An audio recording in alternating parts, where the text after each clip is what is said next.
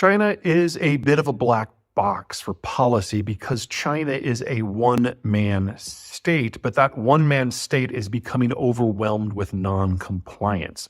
And the government just doesn't have the bandwidth to come up with policies that most people would consider normal. But I think the best word we can use here is creative. One person only has so much bandwidth. And so we're seeing institutional freezing and breakdown because this isn't the United States where a bunch of suburban housewives descend maskless on a food court and start yelling, "Let's go, Brandon," or a few yahoos glue themselves to a museum wall. We can obviously get through crap like that, but it isn't clear that China can. It has to do with a different structure. The United States has different levels of authority: local, state, national, legislative, judicial, executive, neighborhood, business, academic, and so on. Independently garnered, constitutionally garnered, community created, overlapping, sometimes clashing, often messy. But interests generate power, generates authority, generates durability, not in China. China is a one-man state because it is nearly the only way that China can exist. This isn't Sweden or Denmark or France or Argentina or Korea, where the bulk of economic and political power exists in one city, so it's easy to come to a degree of consensus.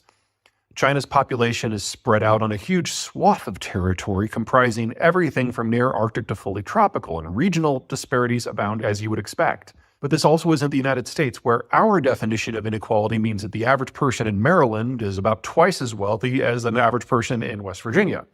China's regional disparities are a 10-to-1 span, nor is this a country like Germany or the US or Japan or India or Indonesia, where geography was kind enough to enable physical integration via either waterways or easily maintained road and rail networks. And so where you have integration, you have commonality. You've never had that in China. The North China Plain is its own region. The Yangtze Basin is an industrial powerhouse with few connections to the north. And the cities of the southern coast have always looked abroad for their welfare, their safety, and even their food.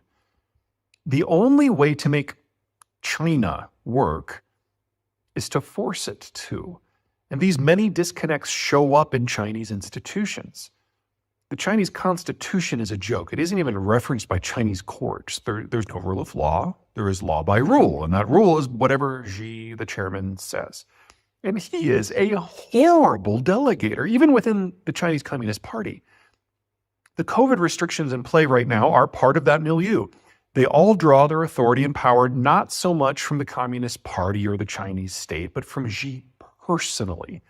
That's how you get neighborhood HOAs enforcing COVID lockdowns so brutal that fire escapes are welded shut to ensure enforcement, ensuring that people die in easily preventable tragedies like what happened at Urumqi.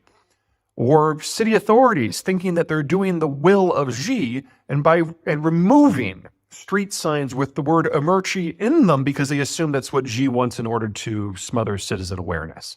If we see meaningful resistance to any Chinese policy, China goes one of two directions. Option one, you get a rolling series of government breakdowns as Xi's authority is challenged. And there's no one to step in to replace it because he has purged the system so completely. COVID is only one Chinese policy that feels a bit out of place. What about the social monitoring system that has created an information state tighter than Cold War East Germany? What about lending controls that have contributed to real estate distortions 2 orders of magnitude larger than America's subprime?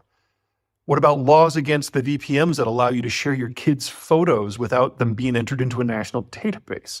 What about the deliberate cultural destruction policies for the Uyghurs and Tibetans? A crack in Xi's personal authority isn't simply a crack in the facade, but a fissure to the core which would unleash a torrent of dissent that would wash away everything. We're already seeing the protests spread to non-related issues. University students are getting in on it. Opinions are being aired on dictatorship versus democracy, economic growth, housing, how good or how bad a job Xi personally is doing.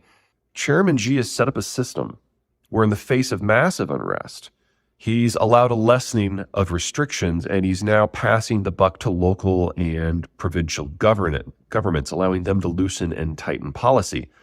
But in a cult of personality system, This can very quickly lead to a crisis of confidence in the ability of the government to function at all, because it's not any longer clear who is pulling the shots. You could have a nightmare scenario where a policy failure in a single province leads to out of control death rates, in which case nobody trusts the government at any level. Or from Xi's point of view, you could have the opposite happen, where a local province generates a spectacular local health policy and manages to keep COVID under control as well as keeping the economy open. That would be a direct challenge to Xi personally.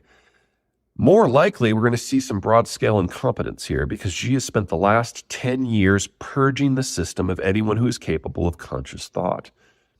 History tells us that when China spins apart, it goes down one of two ways. Number one, the center over-concentrates power and the inefficiencies eventually bring the system down. At the moment, Xi is not going that direction. The other option is that the provinces take power because, for whatever reason, the center can't wield it, and they go their own way.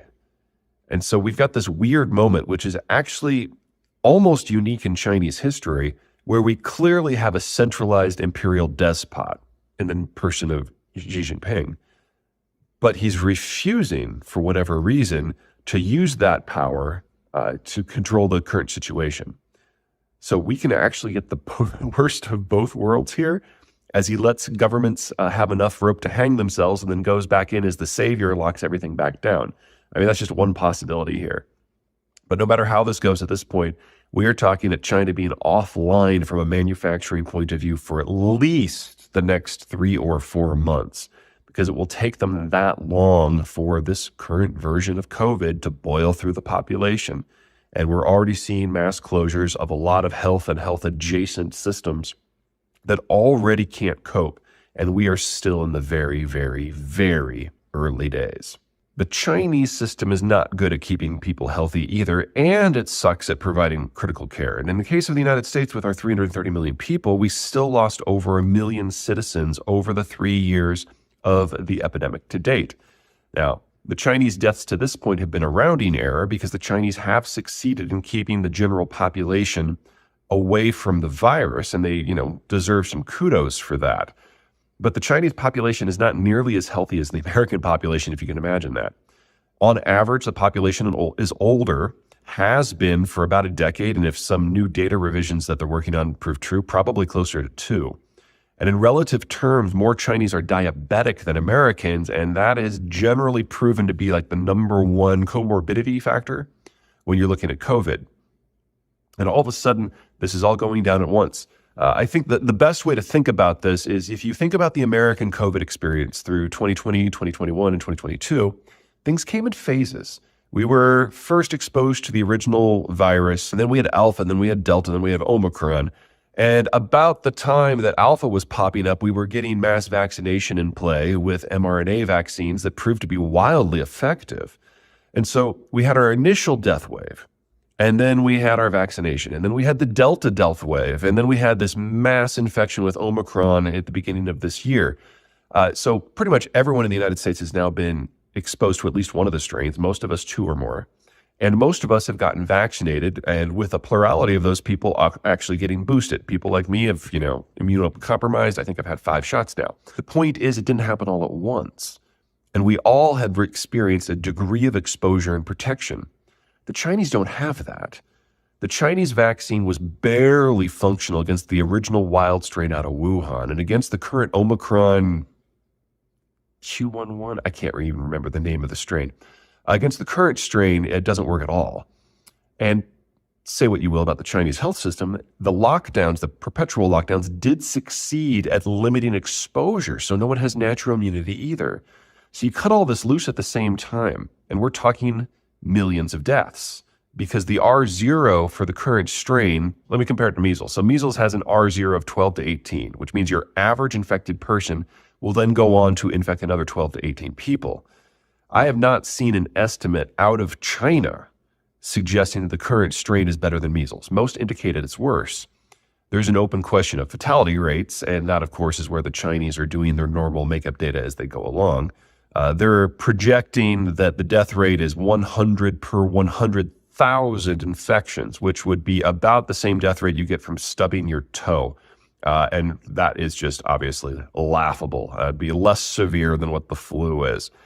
More likely, we're looking at something at least 15 to 20 times that. At least that's what data from the rest of the world would suggest. So from a health point of view, what's about to happen is just horrific. We're talking probably millions of deaths in a relatively short period of time, as 3 years of exposure American style has been compressed into just a few weeks, and it was kicked off with several hundred super spreader events during the protests.